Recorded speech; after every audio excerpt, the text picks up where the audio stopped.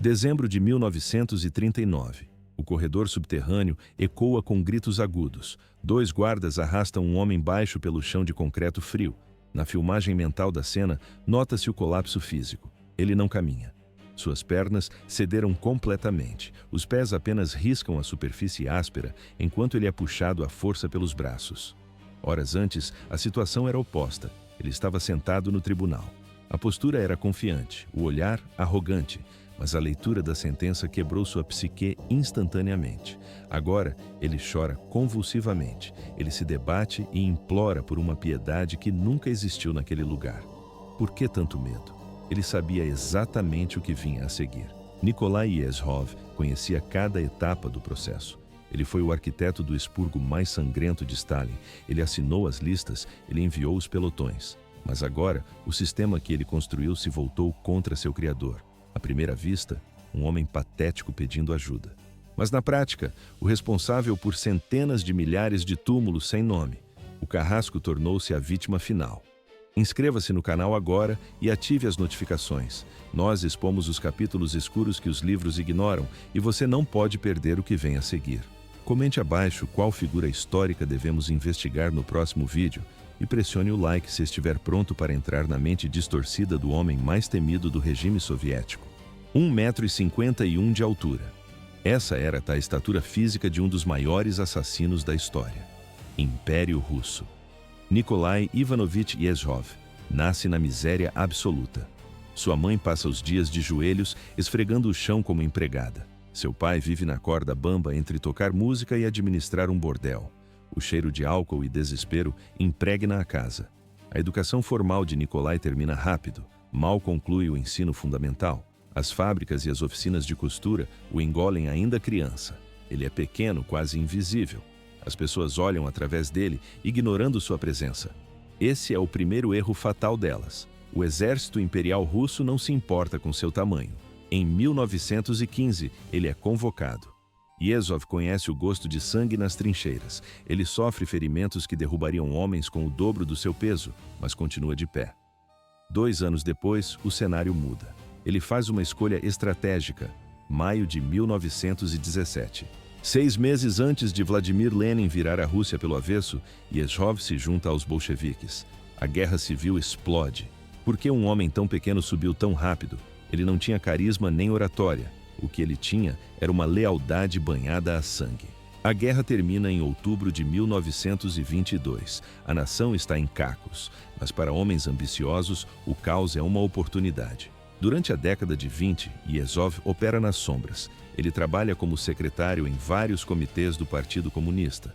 Seus ternos estão sempre amassados. Seus olhos estão sempre nos papéis. Os colegas notam algo perturbador. Ele nunca para. Sua disciplina beira a obsessão clínica. Detalhes burocráticos que outros ignoram, ele memoriza.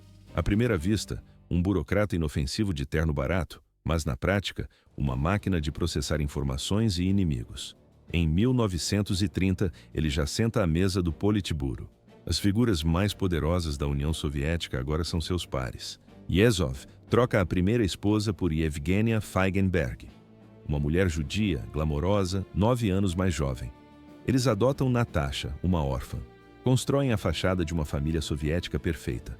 Fotos mostram sorrisos e abraços, mas isso era apenas uma vitrine. Não havia nada de normal em Nikolai Yezhov. Testemunhas descrevem uma contradição viva. Nas reuniões oficiais, ele senta quieto, bebe pouco, mantém a cabeça baixa ouvindo tudo. No vídeo, percebe-se, ele parece tímido, quase infantil. Então, ele sorri. Nikolai Bukharin, um bolchevique proeminente, enxerga o perigo nesse gesto. Ele compara Yezhov aos meninos cruéis que torturam gatos por diversão. Meninos que assistem os animais queimarem e sofrerem com um brilho sádico nos olhos. Atrás das portas fechadas, a máscara cai. O apetite sexual de Yezhov é voraz. Mulheres o acham atraente e brincalhão, mas homens também entram em sua cama. Ele organiza festas que fariam imperadores romanos corarem. Ouve-se o som de garrafas quebrando e música alta. O álcool se mistura com encontros sexuais envolvendo ambos os gêneros. Na sociedade soviética puritana, sua bissexualidade é um segredo perigoso. É a munição que seus inimigos guardam para o futuro. Mas o prazer cobra seu preço. O corpo de Yezhov entra em colapso constante. Fraqueza muscular o deixa exausto após subir um lance de escadas. A contagem de células sanguíneas despenca para níveis críticos. Infecções de pele surgem sem aviso. Ele tenta afogar a dor na vodka. O consumo de álcool sai de controle. Seu temperamento nervoso e a agenda de trabalho implacável aceleram a queda. Depressão severa e colapso físico tornam-se rotina. O carrasco está se matando lentamente, enquanto mata outros rapidamente. Foi nesse momento que Stalin o notou, minha pequena Amora. Esse era o apelido carinhoso que o tirano deu ao seu carrasco. Por que Stalin cuidava tanto de um burocrata baixo e doente? Parecia amizade genuína. Mas Stalin não tinha amigos, apenas ferramentas afiadas. Stalin nota a dedicação obsessiva de Nikolai Yezhov. Ele o traz para o círculo interno do poder. Em 1934, Yezhov entra para o Comitê Central do Partido Comunista. A ascensão é rápida. Apenas um ano depois, ele se torna secretário do mesmo comitê. Stalin admira não a inteligência, mas a lealdade cega e o gênio administrativo. Em agosto de 1935, o ditador escreve uma carta. O tom é de afeto real. Quando você diz algo, você sempre o faz. Mas o corpo de Yezhov começa a falhar. Exaustão e infecções ameaçam sua vida ainda em 1934. Stalin intervém pessoalmente. Ele organiza um tratamento terapêutico de alto nível na Europa Central. Na correspondência arquivada, lê-se a ordem urgente para a embaixada em Berlim. O texto revela uma preocupação incomum. Stalin ordena atenção total. Peço que prestem muita atenção a Yezhov. Ele está gravemente doente e não consigo estimar a gravidade da situação. Deem-lhe ajuda e cuidem dele com carinho. Para o líder soviético, ele é um homem bom e um trabalhador precioso. Mas isso era apenas o começo da preparação. Stalin não mantém Yezhov por perto para conversas amigáveis. Ele precisa dele para algo muito mais sinistro. Dezembro de 1934. Leningrado. Um corredor vazio, o som de um disparo. Um atirador assassina Sergei Kirov, um bolchevique de destaque. O assassino age sozinho. Não há conspiração visível, mas Stalin vê oportunidade na tragédia. O sangue de Kirov é a tinta que ele precisava para reescrever a história. Ele precisa de uma desculpa para eliminar qualquer um que possa desafiar seu poder absoluto. À primeira vista, uma tragédia política. Mas na prática, o sinal verde para o terror de Estado. Ele precisa de alguém implacável, alguém capaz de orquestrar assassinatos em massa sem hesitação ou remorso. Ele escolhe Yezhov. Horas após a morte de Kirov, a máquina começa a girar. Yezhov ordena que a NKVD prenda suspeitos escolhidos a dedo pelo próprio Stalin. Ele trabalha ao lado de Genrich Yagoda, o chefe nominal da polícia secreta. O alvo são os velhos bolcheviques, Grigory Zinoviev e Lev Kamenev. A acusação, suposto plano para assassinar Stalin. Não há provas, não há documentos, não há testemunhas. Isso não é um problema para Yezhov. Se a evidência não existe, ele a cria através da dor. Nos porões da Lubyanka, a tortura é sistemática. A privação de sono quebra homens fortes. Eles se tornam confessores chorosos, implorando pelo fim. A exaustão extrema faz com que alucinem crimes que nunca cometeram. E quando a dor física não basta, Yezhov ataca o que resta de humanidade neles. Ameaças contra esposas e filhos destroem a resistência final. Yezhov começa a escrever um livro sobre essa conspiração imaginária. Stalin revisa o manuscrito pessoalmente. O ditador corrige o texto, ajusta a narrativa, edita a ficção. Embora Yezhov nunca termine o livro, a história inventada cumpre seu papel. O que importa não é o papel, mas as execuções. Agosto de 1936, Moscou. A câmera registra. O salão do tribunal está lotado. Os réus parecem cascas vazias. O primeiro grande julgamento encenado começa. Zinoviev, Kamenev e seus associados enfrentam juízes que já decidiram o veredito semanas antes. Os acusados confessam traições inexistentes. Eles acreditam nas promessas feitas nas celas escuras. Se confessarem, suas vidas serão poupadas. Eram promessas mentirosas. Todos são executados. O som dos tiros nos porões encerra o capítulo. Genrich Yagoda, ainda chefe nominal, guarda as balas que mataram Zinoviev e Kamenev. Ele as mantém como souvenirs macabros em sua mesa. A coleção cresceria. Mas a posição de Yagoda é frágil. Stalin está insatisfeito com o ritmo das mortes. A ameaça foi física. Stalin prometeu um soco no nariz de Yagoda se o trabalho não melhorasse. Setembro de 1936 traz a mudança inevitável. Yagoda cai. Yezhov assume o comando total. 1936. Esse é o ano da troca de guarda. Genrikh Yagoda cai. Nikolai Yezhov assume o comando do NKVD. Sua primeira missão não é administrativa, é pessoal. Ele deve investigar, processar e destruir seu antecessor. Yezhov não perde tempo. Ele acusa Yagoda de conspirações absurdas, alega que o antigo chefe tentou assassiná-lo espalhando mercúrio pelo escritório, adiciona à lista o assassinato do famoso escritor Máximo Gorki e de seu filho. Mas Yezhov não delega o trabalho sujo. Ele desce às celas. Ele tortura Yagoda pessoalmente para extrair confissões. Ele quer ouvir os gritos. Yagoda quebra. Ele se torna apenas a primeira vítima proeminente a morrer sob o novo comando. Mas isso era apenas o aquecimento. A máquina do terror acelera. O alvo agora é maior: os militares. Seguindo ordens diretas de Stalin, Yezhov prepara o golpe contra o alto comando soviético. Quase toda a liderança é presa. Por que Stalin decapitaria seu próprio exército? Parecia suicídio estratégico, mas o medo de rivais internos era maior que o medo de invasores externos. O marechal Mikhail Tukhachevsky, antigo rival de Stalin na Guerra Civil, é arrastado para as câmaras de tortura.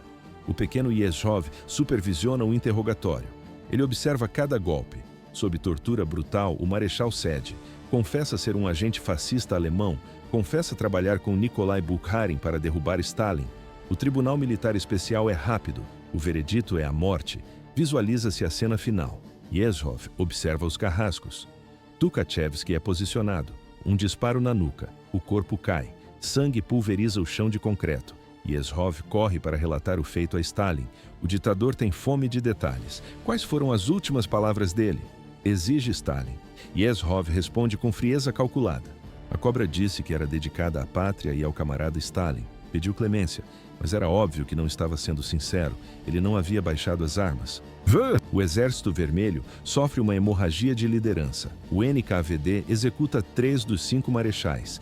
15 de 16 comandantes de exército morrem. 60 de 67 comandantes de corpo enfrentam o pelotão de fuzilamento.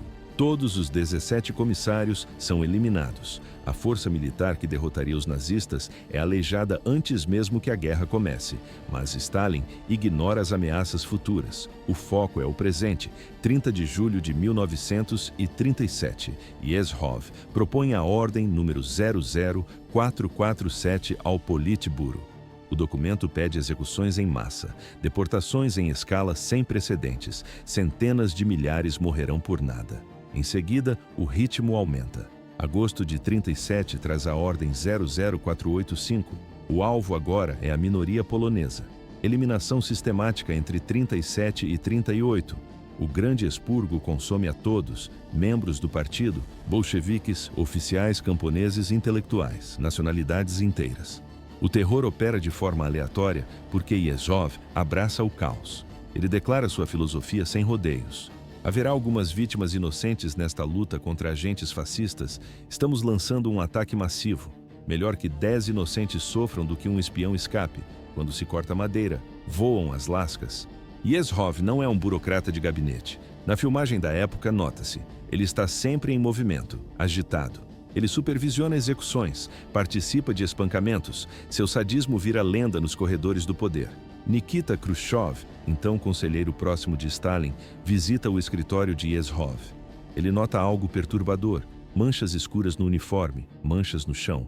Yezhov percebe o olhar e responde com orgulho gelado. Pode-se ter orgulho dessas manchas, é o sangue dos inimigos da revolução. Relatos confirmam a brutalidade. Prisioneiros são espancados tão selvagemente que seus olhos saltam das órbitas. Nos registros oficiais, essas mortes aparecem apenas como ataques cardíacos.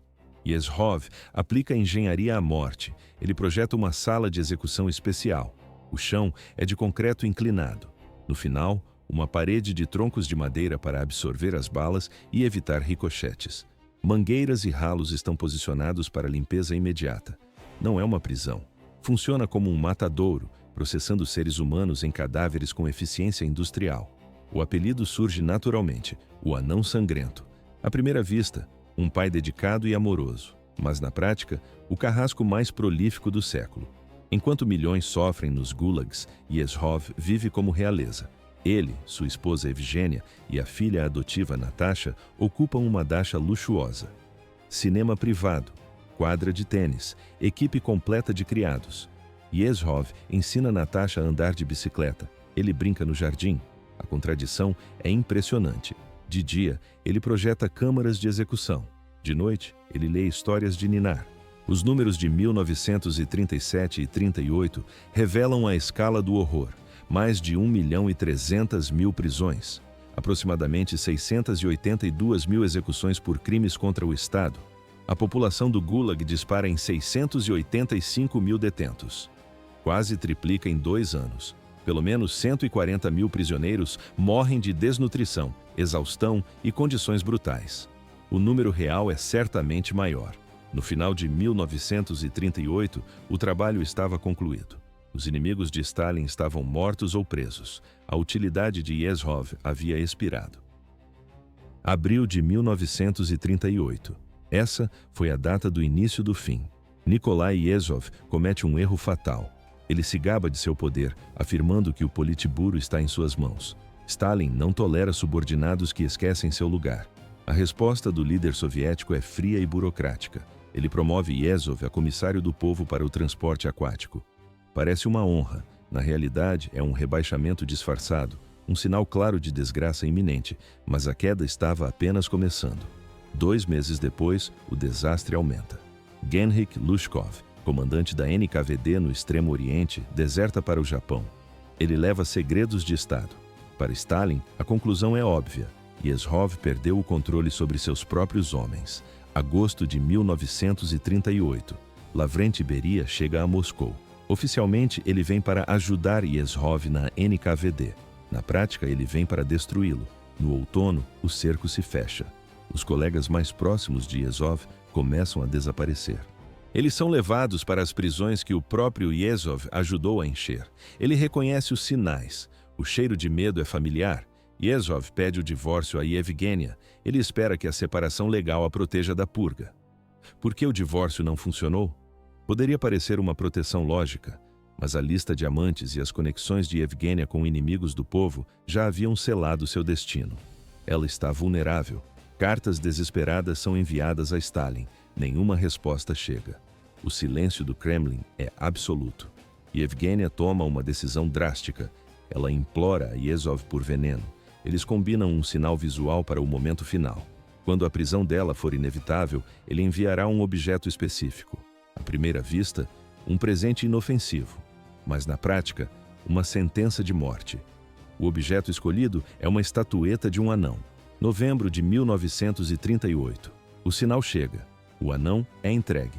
Yevgenia ingere uma overdose de pílulas para dormir. Ela escolhe a morte rápida em vez dos porões de interrogatório da NKVD. No mesmo mês, Beria substitui oficialmente Yezhov como chefe da polícia secreta. Agora, Yezhov é um pária. Stalin ignora seu antigo favorito nos corredores. Colegas atravessam a rua para não serem vistos com ele. O isolamento é total.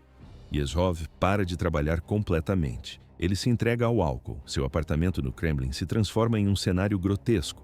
No local, nota-se, garrafas vazias espalhadas e lençóis manchados. O local torna-se palco de orgias bissexuais constantes. Yezhov mergulha na devassidão enquanto espera o inevitável. Ele sabe que sua hora vai chegar. Abril de 1939. Eles vêm buscar Yezhov.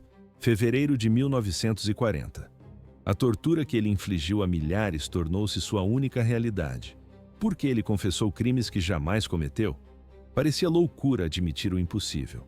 Mas a dor física imposta pelos interrogadores não deixava margem para pizza, para a verdade. Eles forçaram confissões para tudo: incompetência oficial, roubo de fundos governamentais, colaboração traidora com espiões alemães. Não parou por aí.